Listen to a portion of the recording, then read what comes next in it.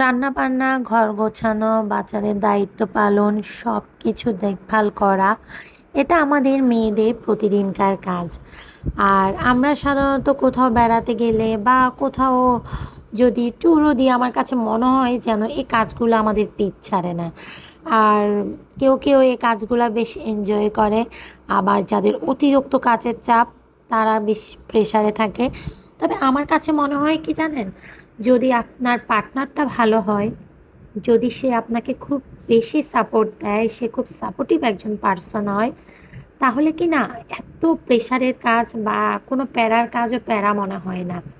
তখন মনে হয় যেন এ কাজগুলা খুব খুব আনন্দ করে আমরা করি, খুব ভালো লাগে ওগুলা করতে আমাদের, বা এটা আমাদের নিজেদের দায়িত্ব মনে করি, এভাবে করি। কিন্তু যখন বুঝি যে বা বুঝতে পারি যে আমার এই কাজগুলা কেউ আমাকে হেয় করে কথা বলতেছে বা এটাকে কেউ ছোট করে দেখতেছে, তখন কিন্তু আমাদের খারাপ লাগা শুরু হয়, বা এই কাজগুলা করার জন্য যে একটা মনোবল বা স্পৃহা থাকে সেটা আমরা হারিয়ে ফেলি। আর ঠিক তখনই আমাদের এই কাজগুলার প্রতি বিরক্ত আসে।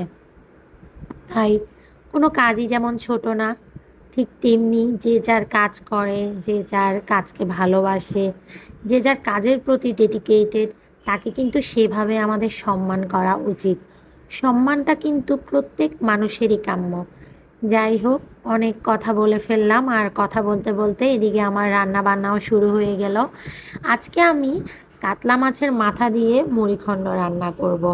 আর আমার হাতের এই রান্নাটা কিন্তু আমার বাবা বেশ পছন্দ করে।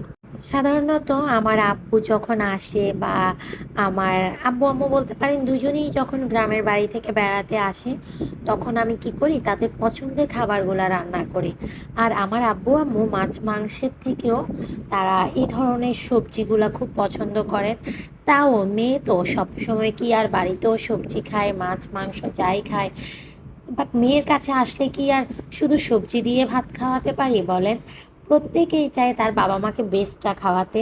তাই আমি চেষ্টা করলাম, যাই হোক আব্বু আম্মু মাছ মাংস যেহেতু একটু কমই পছন্দ করে, বাট কাতলা মাছের মাথাটা দিয়ে মুড়িঘণ্ট রান্না করি। আর এই আইটেমটা যেহেতু আমার আব্বু বেশ পছন্দ করে, একটু মজা করেই রান্না করি। দেখি আমার আব্বু খেয়ে কি বলে। যদিও আলহামদুলিল্লাহ আমার আব্বু খুব ভালোই বলছে। আর বলবেই বা না কেন, প্রত্যেক বাবাই তো তার মেয়ের রান্নার অসম্ভব বলেন বা অকল্পনীয় বলেন, যাই বলুন না কেন, প্রশংসার দাবিদার রাখে। কারণ মেয়ের প্রশংসা একমাত্র তার বাবাই করে। তার বাবার মুখের এই কথাগুলো শুনতে প্রত্যেকটা মেয়েই যেন